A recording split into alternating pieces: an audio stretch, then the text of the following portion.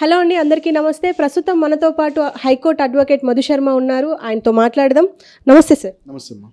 Sir, హైదరాబాద్లో నిజంగానే women mafia నడుస్తుందా?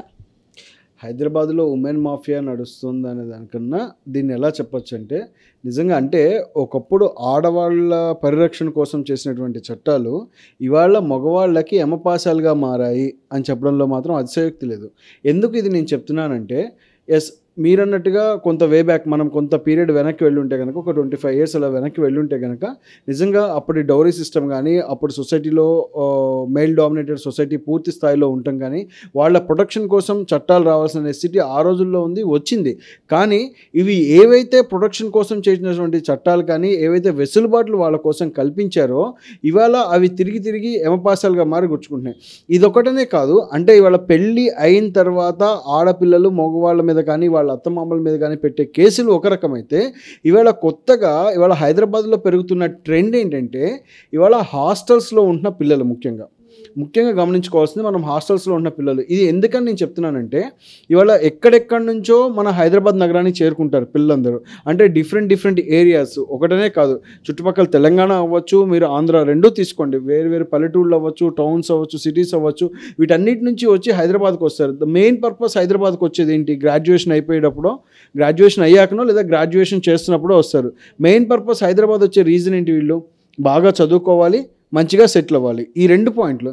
కానీ ఇక్కడికి వచ్చిన తర్వాత ఈ 2 డీవియేట్ అవుతారు. ముఖ్య కారణం ఏంటంటే, ఫస్ట్ అప్పటిదాకా చూడని ప్రపంచం హైదరాబాద్లో ఏదో ఉందనుకోవడం, బీభత్సంగా తిరిగేయాలి, హైదరాబాద్ అంతా రౌండ్స్ కొట్టేయాలి, తిరిగేయాలి, ఇక మనం ఇష్టానుసారం తిరగచ్చు. అప్పుడు ఏమవుతారంటే, వీళ్ళు ఎక్కడైతే ఏ కోచింగ్ సెంటర్లు వెళ్తున్నారో లేకపోతే ఇంకెక్కడ అవుతారో, ఇక్కడ ఫ్రెండ్స్ అనేది వీళ్ళకి డెవలప్ అవ్వడం జరుగుతుంది. ఫ్రెండ్షిప్, ఈ ఫ్రెండ్షిప్ ఎలా డెవలప్ అవుతుంది? ఐదర్ ఆడపిల్లలు కావచ్చు, మగపిల్లలు కావచ్చు. ఈ ఫ్రెండ్షిప్ డెవలప్ చేసుకొని వీళ్ళు ఎక్కువ శాతం మంది పిల్లలు ఎక్కడ ఉంటున్నారంటే, ఇవాళ కో లివింగ్ హాస్టల్స్లో ఉంటున్నారు. హైదరాబాద్లో ఇవాళ పెరిగిపోయిన కల్చర్ ఏంటంటే కో లివింగ్ హాస్టల్ కల్చర్. ఇది ఎంత డ్యామేజ్ చేస్తుందంటే, ఇవాళ తల్లిదండ్రులకు కూడా తెలియకుండా పిల్లలు కో లివింగ్ హాస్టల్స్లో ఉంటూ వాళ్ళు హైడ్ చేసేసి మేము ఇలా ఉంటున్నాము అని చెప్పకుండా హైడ్ చేస్తున్నారు. ఇప్పుడు తల్లిదండ్రులు ఏముంది, వాళ్ళు ఎక్కడో ఊళ్ళో ఉంటారు, ఎక్కడో దూరంగా ఉంటారు. వాళ్ళు పిల్లల్ని చూడడానికి సిటీకి నెలకో 2 నెలలకో ఒకసారి వస్తారు. సో అలా వచ్చినప్పుడు ఏం చేస్తారు, వాళ్ళు ముందుగానే అడ్వాన్స్గా వాళ్ళకి కాల్ చేసి మేము వస్తున్నామమ్మా, హాస్టల్కి వస్తున్నాము, సో మిమ్మల్ని చూస్తున్నామంటే ఈ పిల్లలు కూడా వీళ్ళని హాస్టల్ దాకా రానివ్వరు మెజారిటీ ఆఫ్ ది కేసెస్లో. అంటే హాస్టల్లో దింపేటప్పుడు తల్లిదండ్రులు అవసరం, కానీ దింపిన తర్వాత వీళ్ళకి అవసరం లేదు. అప్పుడు మధ్యలో వీళ్ళని ఎట్టి బస్సులో వీళ్ళ హాస్టల్కి రానివ్వరు, వీళ్ళని బయట కలవడమో లేదా ఒక రిలేటివ్స్ ఇంట్లో దిగండి అని చెప్పడమో అలా చేయడమో చేస్తారు. సో ఇక్కడ నేను చెప్పేది ఏంటంటే, తల్లిదండ్రుల మిస్టేక్ ఎక్కువ శాతం ఉంది. దయచేసి ఇప్పుడు పిల్లలు ఇక్కడ హైదరాబాద్లో ఎలాంటి హాస్టల్స్లో ఉంటున్నారు అనేది తల్లిదండ్రి వచ్చి ఖచ్చితంగా పిల్లల్ని చూసుకోవాల్సిన నెసిటీ ఉంది. ఇంకొకటి, ఇది ఇవాళ ఎలా అయిపోయిందంటే, ఒక గ్రూప్ ఆఫ్ మాఫియా డెవలప్ అయిందండి అమ్మాయిల్లో. ఎలాగంటే, ఈ కో లివింగ్ హాస్టల్స్లో ఉండేటువంటి అమ్మాయిలనే కాదు, అబ్బాయిలు కూడా మామూలుగా హాస్టల్స్లో ఉండేటువంటి అబ్బాయిల్ని టార్గెట్ చేస్తూ, అంటే వీళ్ళ టార్గెట్ ఎలా ఉంటుందంటే, అప్పర్ మిడిల్ క్లాస్, కొంచెం మిడిల్ క్లాస్ లేదా అప్పర్ మిడిల్ క్లాస్ ఉన్న పిల్లల్ని స్పెసిఫిక్గా టార్గెట్ చేస్తారు. టార్గెట్ చేసి వీళ్ళతో ఫ్రెండ్షిప్ డెవలప్ చేసుకుంటారు. ఎవరో ఒకరి ద్వారా, ఒక ఫ్రెండ్ ద్వారా పరిచయం అవడమో, ఇంకోళ్ళ ద్వారా పరిచయం అవడమో, లేదా బయట పబ్లో పరిచయం అవడం, రెస్టారెంట్స్లో పరిచయం అవడం, డిఫరెంట్గా అది ఎలా ఒకలా పరిచయం అవుతారు. సో పరిచయం అయిన తర్వాత స్లోగా వీళ్ళు ఒక ఫ్రెండ్షిప్ని డెవలప్ చేసుకుంటారు. ఈ ఫ్రెండ్షిప్ని డెవలప్ చేసుకున్న తర్వాత వీళ్ళు ఏం చేస్తారంటే, లివ్ ఇన్ రిలేషన్షిప్ వైపు ఎక్కువ తీసుకెళ్తారు. మెజారిటీ ఆఫ్ ద కేసెస్లో వీళ్ళు ఈ లివ్ ఇన్ రిలేషన్షిప్ వైపు తీసుకెళ్ళటమే కాకుండా, దీని తర్వాత వాళ్ళు కొన్ని రోజులు, అంటే ఎక్కువ రోజులు వీళ్ళతో గడపరండి, ఎక్కువ రోజు ఉండరు. ఆల్మోస్ట్ వీళ్ళు ఒక 3 to 6 months వరకు స్పెండ్ చేయడానికి ముందు టైం ఫ్రేమ్ ఫిక్స్ చేసుకుంటారు. ఇదంతా ఎందుకు చెప్తున్నానంటే, వాళ్ళు ఒక ప్రీ ప్లాన్డ్గా ఉండి ఎగ్జిక్యూట్ చేస్తారు. ఇదంతా ఇవాళ జరుగుతోంది. ఇవాళ మెజారిటీ ఆఫ్ ది కేసెస్ బాగా ఇంక్రీజ్ అవుతున్నాయి, సేమ్ కేసెస్. ఇవాళ వాళ్ళు ఏం చేస్తారంటే, ఇప్పుడు లివ్ ఇన్ రిలేషన్షిప్లో ఉన్న తర్వాత ఈ అబ్బాయి కూడా కొంచెం అత్యుత్సాహం చూపించేసి బాగా ఫ్రీగా తిరగడం, వీళ్ళు ఎంత దాకా తీసుకొస్తారంటే, వాళ్ళు వీళ్ళతో కలిసి ఇంటర్ కోర్స్ చేసేంత వరకు తీసుకొచ్చేసిన తర్వాత వాళ్ళు ఇక స్టార్ట్ చేస్తారు. ఎప్పుడైతే ఈ అబ్బాయి పూర్తిగా వాళ్ళ ట్రాప్లోకి వచ్చేసాడు అని ఎప్పుడైతే వాళ్ళు ఫిక్స్ అవుతారో, ఇక నుంచి ఇతన్ని థ్రెటన్ చేయడం స్లోగా స్టార్ట్ చేస్తారు. అంటే అతనితో గొడవ పట్టడం, నిదానంగా అతను ఏం మాట్లాడినా దాన్ని ఒక నెగిటివ్ యాంగిల్లో చూడటం, సో చిన్న విషయాన్ని కూడా పెద్ద చూడటం, భూతద్దం పెట్టడం, అర్ధరాత్రి అపరాత్రి అని లేకుండా 24 గంటలు విసిగించడం, ప్రశాంతత కరువు చేయాలి టోటల్గా. సో అప్పుడు ఏమవుతుంది, అలాంటి సిచ్యువేషన్లోకి చేస్తే అబ్బాయే వద్దంటాడు అమ్మాయిని. సో వాళ్ళు డిఫెన్స్లో పడేస్తారు ఫస్ట్. అలాంటి సిచ్యువేషన్లోకి అబ్బాయే అమ్మాయిని వద్దు అనేంత స్టేజ్లోకి వాళ్ళు తీసుకొని వస్తారు. ఇలా తీసుకొచ్చిన తర్వాత ఏం చేస్తారంటే స్లోగా ఇక ఇప్పుడు వీళ్ళు చేసినటువంటి పాత ఫొటోస్ కానీ ఇక వీడియోగ్రాఫ్స్ కానీ ఏవైనా కానివ్వండి వాళ్ళు ఉన్నటువంటి మొత్తాన్ని తీసి సో నాకేం జస్టిఫికేషన్ చేస్తావు వాళ్ళు డిమాండ్ చేస్తే అక్కడ మానిటరీ డిమాండ్ స్టార్ట్ అవుద్ది. ఈ గ్యాప్లో ఏమవుతుందంటే వాళ్ళు ఇంకొంచెం పిల్లలు ఈ అబ్బాయి అత్యుత్సాహం చూపించాడు అనుకోండి, ఈ అమ్మాయిని ఇంట్లో కూడా పరిచయం చేస్తాడు. నేను పెళ్లి చేసుకోవాలనుకుంటున్నాను ఇదని చెప్పి స్లోగా ఇంట్లో కూడా వీళ్ళు ఇంట్రడ్యూస్ అవుతారు. సో ఇంట్లో పరిచయం అయిన తర్వాత ఇంట్లో వాళ్ళతో కూడా వీళ్ళు ఏం చేస్తారంటే స్లోగా డెవలప్ అవుతారు, ర్యాపో మెయింటైన్ చేస్తారు. ర్యాపో మెయింటైన్ చేసేసి ఇది కూడా సేమ్ సిచ్యువేషన్. ఇంట్లో ఒక 3-4 నెలలు అయిపోయిన తర్వాత మీ అక్క ఇలా ఉంది, మీ అమ్మ ఇలా అన్నారు, మీ తమ్ముడు ఇలా ఉన్నారు, సో నేను మీ వాళ్ళతో కలవలేను, మీ వాళ్ళతో ఇదంతా పెళ్ళి కాకముందమ్మ, ఇదంతా పెళ్ళయ్యాక సంగతి కాదు చెప్పేది. అది ఒకప్పుడు ట్రెండ్ పెళ్ళయ్యాక అనేది, ఇప్పుడు పెళ్ళి కాకముందే పెరుగుతున్న ట్రెండ్. సో ఇలా వీళ్ళు ఇలా గొడవ పడి దీన్ని పెద్ద విషయాన్ని చేసేసి ఆ ఫ్యామిలీకి టోటల్గా మనశ్శాంతి లేకుండా చేసి ఒక డిస్టర్బెన్స్ ఎన్విరాన్మెంట్ క్రియేట్ చేస్తారు. సో ఆ డిస్టర్బ్డ్ ఎన్విరాన్మెంట్లో ఏం చేస్తారంటే ఎప్పుడైతే పేరెంట్స్ కూడా ఈ అమ్మాయి వద్దు అనేంత స్థితిలోకి తెస్తారో, సో మీ అబ్బాయి నాతో ఇంత తిరిగాడు, నా జీవితం అన్యాయం చేశాడు, నన్ను ఆగం చేశాడు, సో నేను మీడియాకి ఎక్కుతాను, నేను 10 మందిలో పెడతాను, సో మీ సంగతి తెలుస్తాను, మిమ్మల్ని నడి రోడ్డు మీదకి ఈడుస్తానని చెప్పేసి ఆ సిచ్యువేషన్లోకి వాళ్ళని తీసుకెళ్ళిపోతారు. సో అప్పుడు పేరెంట్స్ ఏం చేస్తారంటే ఏదో ఒకటి చేసి సెటిల్ చేసి. ఇలా నాదొక విన్నపం ఏంటంటే అంటే అమ్మాయిలు చాలా సెన్సిటివ్ అని చెప్పేసి మనందరికి తెలిసిన విషయం, సమాజం కూడా అంతే అనుకుంటుంది. ఈవెన్ మనం అమ్మాయి బయటికి వెళ్ళాలి అన్న తమ్ముడినో ఎవరినో ఇచ్చి పంపిస్తారు. అలాంటి అంటే ఆకు మీద వచ్చి ముళ్ళు మీద ఆకు వచ్చి పడ్డా ఆకుకే డ్యామేజ్ అని చెప్పేసి అంటారు. ఇప్పుడు ఒకవేళ ఆ అమ్మాయి మీడియాకి ఎక్కినా దేనికి ఎక్కినా పోయేది అమ్మాయి పరువు, ఇంట్లో కుటుంబ సభ్యులదే కదా. ఇది నేను ఖండిస్తాను. ఎందుకంటే అమ్మాయి పరువు ఇక్కడ ఇదే కదా, ఈ క్వశ్చన్స్లో అమ్మాయి పరువు పోయేది ఏం కనపడదు. వాళ్ళు మీడియాకి రారండి, 100% వాళ్ళు రారు, వస్తారని కూడా నమ్మకం లేదు. ఎందుకంటే అంటే వీళ్ళ సోషల్ మీడియా పోస్టులు కానీ వీళ్ళని కానీ ఫ్యామిలీని థ్రెటన్ చేయడం వరకు వీళ్ళు ముందు ఫిక్స్ అవుతారు. ఫ్యామిలీ ఎంతో కొంత సెటిల్మెంట్ ఇచ్చేంత స్థితికి వాళ్ళు తీసుకెళ్తారు. అలా మీరు నమ్మరు. మేము ఒక కేసులో ఒక ఇదిలో అమ్మాయి ఇన్స్టాగ్రామ్ అకౌంట్లో lakhs of followers ఉన్నారు అమ్మాయికి. సో lakhs of followers ఉంటే మేము అది చూసి చాలా షాక్ కూడా అయ్యాం. అంటే ఒక డిటెక్టివ్ ద్వారా మేము తెలుసుకున్న విషయం, ఒక అబ్బాయిని ఇలా ట్రాప్ చేశారు. వాళ్ళు ట్రాప్ చేస్తే మన దగ్గరకు వచ్చాడు అబ్బాయి. సరే మనం మాట్లాడుతున్నప్పుడు తెలిసింది ఈ అమ్మాయికి ఇన్స్టాగ్రామ్లో ఇంతమంది ఫాలోవర్స్ ఉన్నారంటే she maintains A group of people, ఒక 4-5 పెట్టుకొని వాళ్ళతో చాట్ చేస్తూ ఉంటుంది. తను ఫాలో అయ్యే వాళ్ళు ఎవరెవరు ఉన్నారు అబ్బాయిలు వాళ్ళతో అలా చాట్ చేస్తూ ఉంటూ ఎవరైతే ఎక్కువ ఇదవుతారో వాళ్ళతో మాట్లాడాలని ఉత్సాహం చూపిస్తారో వాళ్ళని వీళ్ళు ట్రాప్ చేస్తారు. సో ఇక అక్కడి నుంచి పరిచయాలు డెవలప్ అయ్యి అక్కడి నుంచి పెంచుకొని ఇచ్చేస్తారంట. అంటే ఇది ఒక సపరేట్ మాఫియా నిజంగా విపరీతంగా డెవలప్ అయిపోయింది ఇప్పుడు. ఓన్లీ ఇది ఒకటే కాదండి, నిజంగా మీరు హాస్టల్స్లో చూడండి, ఉండడం కానీ పెరగడం కానీ ఆ పిల్లలు ఇది ఎక్కడ అంటే డీవియేషను ఈజీ మనీకి అలవాటు పడిన తర్వాత ఇవన్నీ మొదలవుతున్నాయి. అంటే వీళ్ళు ఇది అవ్వాలని ఎలా అంటే ఎట్టి పరిస్థితుల్లో మగపిల్లవాడి దగ్గర ఎంతో కొంత డబ్బులు గుంజుకొని వెళ్ళాలి. అల్టిమేట్గా వీళ్ళ టార్గెట్ ఎలా ఉంటుందంటే అమ్మ, వీళ్ళు ఆఫ్టర్ 28-30 years వరకు ఇలా సంపాదించాలి. 28-30 years తర్వాత ఎవరో ఒక బకరాన్ని చూసుకొని పెళ్లి చేసుకుంటారు. 100% ఇది జరుగుతుంది, వాళ్ళ వాస్తవం ఇది కాదని ఎవరిని చెప్పమనండి, నేను ఐఎమ్ రెడీ మాట్లాడడం, దీనిపైన ఎక్కడే మాట్లాడదాం.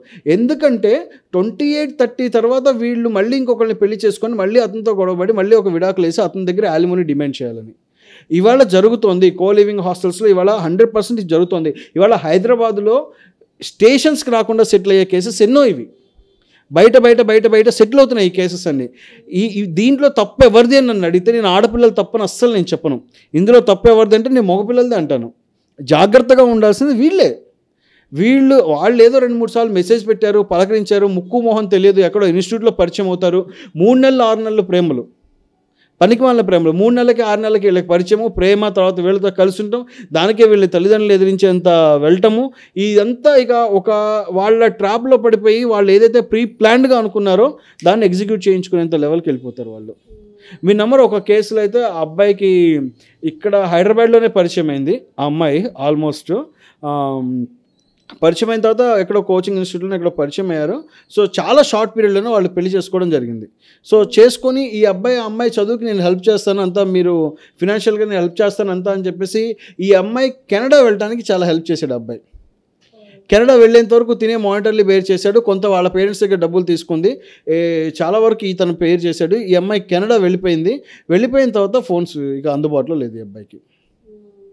చెప్పండి మరి మీరు. ఇప్పుడు ఆ ప్రేమ నిజమైన గుడ్డి ప్రేమ గుడ్డిది అంటారు కదా, నిజంగానే గుడ్డిగానే చేశాడు మరి. అంటే నేను అనేది ఏంటంటే ముక్కు మొహం తెలియని వాళ్ళతో చాలా జాగ్రత్తగా ఉండండి. ప్రేమలు పరిచయాలు ఇవాళ అవసరం లేదు. అంటే ఒకవేళ ఉన్నా కానీ ఇవాళ నిజంగా డబ్బులు గుంజడానికి పెరిగిన మాఫియా విపరీతంగా డెవలప్ అయిపోయింది. దయచేసి ముఖ్యంగా లివింగ్ హాస్టల్స్లో ఉన్నటువంటి పిల్లలు గమనించుకోవాలి. ఇంకా పచ్చిగా చెప్పాలంటే మాదాపూర్ గచ్చిబౌలి ఏరియాస్లో ఉండేటువంటి ఆడపిల్లలు ఎవరైతే ఉన్నారో దయచేసి వాళ్ళ తల్లిదండ్రులు హాస్టల్స్కి వచ్చి విజిట్ చేయండి, చూసుకోండి, పిల్లలు ఎలా ఉన్నారనేది చూసుకోండి. ఇది చాలా దారుణంగా ఉంది వాళ్ళ పరిస్థితి. నిజంగా ఇవాళ ఎంత దారుణం అంటే మనం ఇక అది చెప్పలేమన్నమాట. సరే, ఇందులోనే ఈ ఉమెన్ మాఫియాలోనే చాలామంది పెళ్ళిళ్ళు అయిన తర్వాత కూడా చాలామందిని ఇట్లా నాకు పెళ్ళి కాలేదు అని చెప్పేసి ఈయనతో వ్యవహారం నడిపి, నాకు పెళ్ళి కాలేదని ఇంకొక అతనితో వ్యవహారం నడిపి, వీళ్ళందరికీ అంటే వీళ్ళ దగ్గర డబ్బులు తీసుకుంటే వాళ్ళ దగ్గర డబ్బులు తీసుకుంటారు, కానీ వీళ్ళు మళ్ళీ ఇంకొక హస్బెండ్ని మెయింటైన్ చేయడం, అట్లా 3-4తో ఇట్లుంటారు. వీళ్ళకి ఏమైనా కేసులు ఏమి ఉండయా? వీళ్ళ అంటే మగజాతిని కాపాడడానికి, మగవాళ్ళని కాపాడడానికి ఇలాంటివి ఏం లేవా కేసులు? అంటే మగవాళ్ళని కాపాడటానికి ఉన్నాయన్న. ఇక్కడ ఏమవుతుందంటే ఫస్ట్ ఇక్కడ అసలు ప్రిజంప్షన్ ఏంటంటే మన ఇండియాలో ఉన్నది మేల్ డామినేటెడ్ సొసైటీ అనేది. యాక్చువల్గా చెప్పాలంటే మేల్ డామినేటెడ్ సొసైటీ అనే భావంతో ఇదివరకు చేసిన చట్టాలు ఇవన్నీ ఇప్పుడు చేసిన లాస్ కాదు, ఇవన్నీ ఇదివరకు ఎప్పుడో చేసిన లాస్. సో ఈ చట్టాలన్నీ అప్పుడు చేయడం వల్ల ఏంటంటే ఇప్పుడు నిజంగా డ్యామేజ్ జరుగుతుంది. కొంచెం సమాజం డెవలప్ అయ్యేసరికి అప్పుడు ఇల్లిటరసీ ఎక్కువ, నిజంగా లిటరసీ లేదంత, ఆడవాళ్ళలో అంత ఎడ్యుకేటెడ్ కాదు. సో ఇవన్నీ చాలా ఉన్నాయి. అంటే అప్పుడు నిజంగానే అత్తమామల హెరాస్మెంటు, డౌరీ గురించి బాగా డిమాండ్, ఇవన్నీ ఉండటం జరిగింది. అంటే ఇప్పుడు నేను జరగట్లేదు, ఆడపిల్లకి అన్యాయం జరగట్లేదు అని అన్ను, కానీ తగ్గింది పర్సంటేజ్. నేను ఏంటంటే ఇదివరకు మీద పర్సంటేజ్ తగ్గింది. సో ఇప్పుడు వాళ్ళకి ఇచ్చినటువంటి వెసులుబాటు ఏదైతే ఉందో అది మిస్యూజ్ అవుతుంది. ఇక నేను కాదు ఈ మాట చెప్పింది, ఇది గౌరవ సుప్రీంకోర్టు వారు చెప్పారు. ఆడపిల్లల పరిరక్షణ కోసం చేసినటువంటి చట్టాలు ఇవాళ వాళ్ళ చేతిలో ఆయుధాలుగా తయారయ్యి వాళ్ళ మగపిల్లలకి అవకాశాలుగా అయ్యాయి. నిజం, ఇది సత్యం.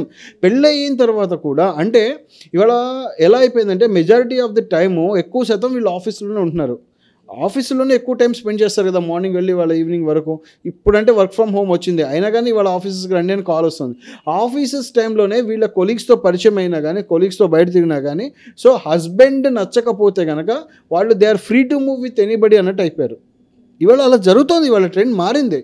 ఇవాళ మనము 1-2 కేసులు కాదు, ఇవాళ ఎంత బీభత్సంగా పెరిగాయంటే ఇవాళ 100కి దగ్గర 60 కేసులు డివోర్స్ తీసుకునే స్థితికి వెళ్ళిపోయినాయి. 100 పెళ్ళిళ్ళలో దగ్గర 60-70% ఇవాళ డివోర్స్ వైపు అడుగులు వేస్తున్నారంటే దేర్ ఇస్ నో రీజన్. అంటే ఇక్కడ నేను కూడా ఒకటి చెప్తాను, పెళ్ళికి ముందు పిల్లలు ఎక్కడ పెరిగారనే ఎన్విరాన్మెంట్ కూడా చాలా గమనించుకోవాలి. పెళ్లి చేసుకునే ముందు ఐదర్ అమ్మాయి వైపైనా కానీ అబ్బాయి వైపైనా కానీ అలా చేసుకుంటేనే వాళ్ళ సమస్యలు తొలగిపోతాయి, అందరూ మంచిగా ఉంటారు. ఈ అమ్మాయిల మాఫియాకి వస్తే మాత్రం నిజంగా కేవలం ఏమీ జరగకపోయినా డబ్బు కోసం మాత్రమే వీళ్ళు కేసులు పెట్టేది.